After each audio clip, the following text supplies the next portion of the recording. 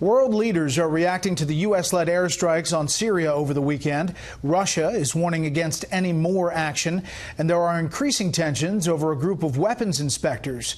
Senior Foreign Affairs correspondent Greg Palkot has the latest tonight. The clash between the U.S. and Russia over the crisis in Syria continued in the region today. Investigators from the Organization for the Prohibition of Chemical Weapons still not getting to the scene of the alleged gas attack in the southern Syrian town of Douma. The U.S. and others saying OPCW staffers are being blocked by Syrian and Russian officials. Russia claiming problems with the inspectors' movements are fallout from the recent U.S.-led missile attack on Syria. That in response to the alleged gassing. They claim more security clearance is needed. The UN denies it. Russia also slammed in an audio interview new threatened U.S. sanctions.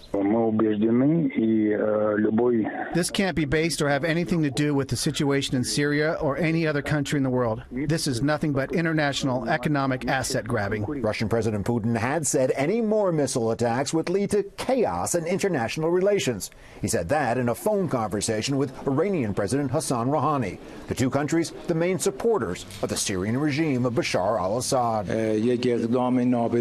It is considered an improper, wrong act of warmongering. In the UK Parliament, there were more clashes. British jet fighters played a role in the missile attacks on Syrian chemical weapons facilities, strikes which the Labour Party opposition said needed Parliament's approval. There is no more serious issue than the life and death matters of military action.